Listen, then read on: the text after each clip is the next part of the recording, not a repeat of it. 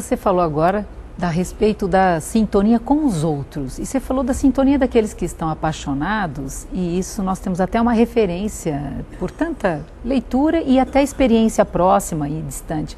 Mas essa sintonia agora ampliando um pouco mais, a sintonia dos seres humanos uns com os outros, como você vê? Aí falando já de planeta, porque é fácil, né, ter sintonia com o que é semelhante, aquele que pensa parecido, que sente parecido, que age parecido, não é? Como é que é essa sintonia? Agora sim, vamos colocar a sintonia na família, sintonia no grupo étnico, na cultura, no país, no planeta, vai fazendo o processo. Isso é muito interessante, você também é psicóloga e você sabe, né, que o nosso querido Carl Gustav Jung, ele falava da sombra. O mestre Jung falava da sombra. E a sombra também é um instrumento de sintonia, só que é um instrumento de dissensões. Porque, por incrível que pareça, eu me apaixono por você, mas eu me apaixono por você por via de regra por aquilo que em mim eu quero manter escondido, mas lá no outro eu vejo e gosto.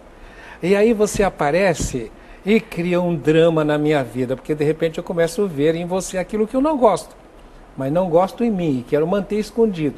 E você vem e me mostra. Então, via de regra, nós nos apaixonamos, e Deus usa isso, né?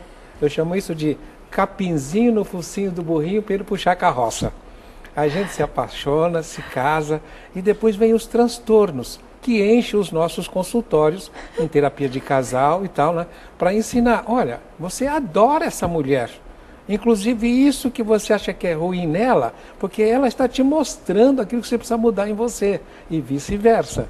Então a sintonia entre as criaturas também passa por esta parte. Nós estamos sempre buscando a nós mesmos e a nossa felicidade. Então, a sintonia maior que nós temos é conosco, só que nós não temos consciência disso.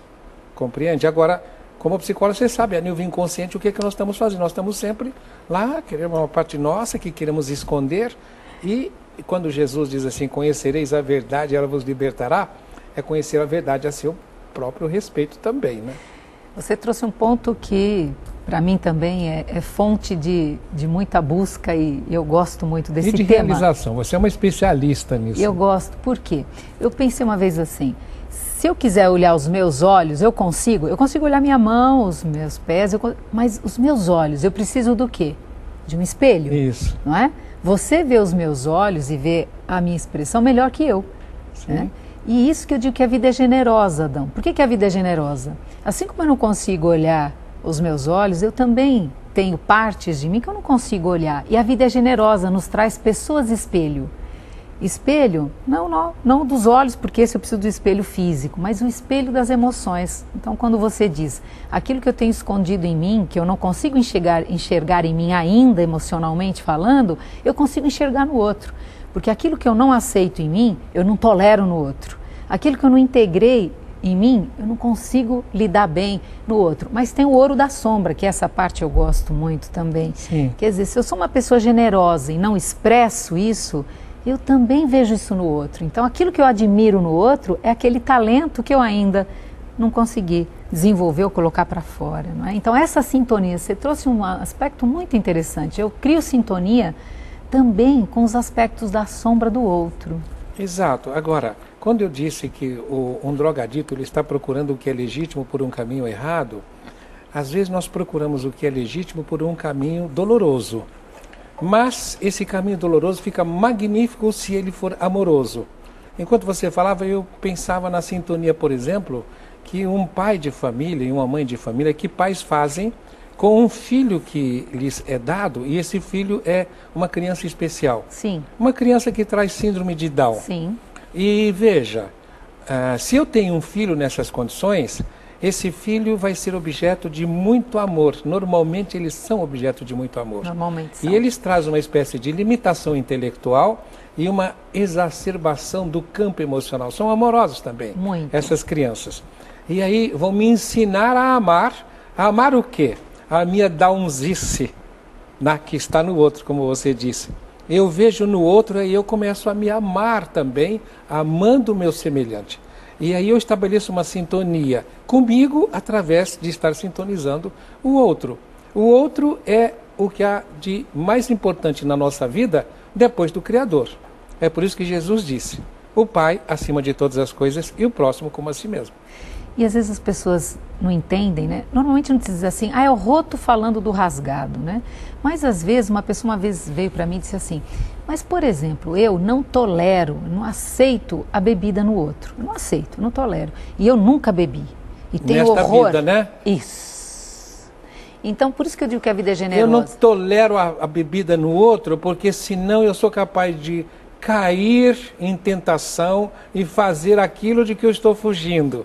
Então eu preciso amar esse outro que bebe para amar-me a mim mesmo na condição de bebedor do passado. Então, a sintonia também nos remete ao passado de outras existências? Sempre, sempre. Porque quando nós falamos passado de outras existências, eu trabalho com terapia de vida passada.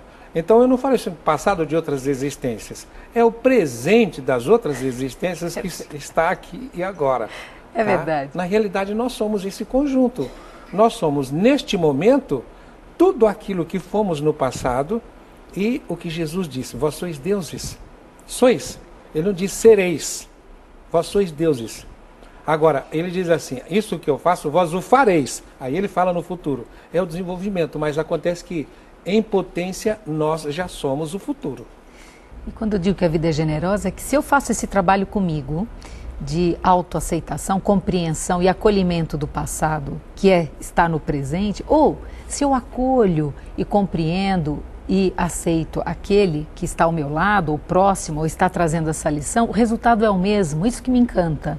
Sim. Porque às vezes a pessoa, não, eu tenho que trabalhar em mim. Não, você pode trabalhar ou em você ou no outro, que o resultado final, né, nessa questão, a ordem dos fatores não altera o produto. Né? Pois é, né? Ou senão, como diz o secretário da Fazenda, né, a ordem dos fatores não altera os tributos. Né? Então, é exatamente o que você está dizendo. Nós somos chamados a fazermos, a amar o semelhante por quê? É interessante, por exemplo, a parábola do bom samaritano. O bom samaritano, ele cuida do cidadão que está caído na beira da estrada, e as parábolas de Jesus têm sempre uma espécie de pegadinha, tá?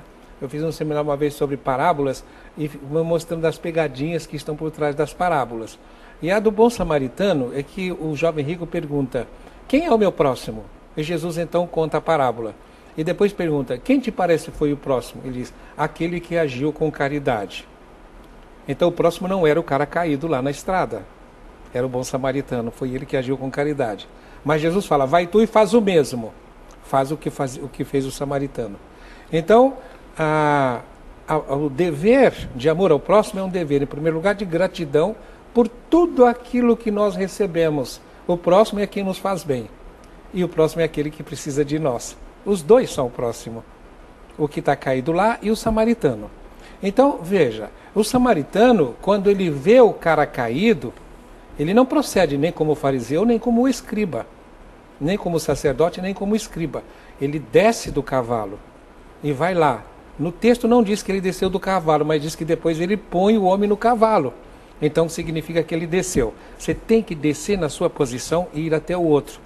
E quando eu fico nessa postura que você disse aí, não, eu tenho que cuidar de mim, eu não tenho que cuidar do outro. Eu não estou descendo do cavalo. Eu preciso descer do cavalo, descer dos meus tabancos e ir até o outro que está numa posição inferior e ajudá-lo. Como disse o Cristo, eu não vim para os sãos, mas para os doentes. Eu não vim para aqueles que estão em boas condições segundo os seus próprios olhos.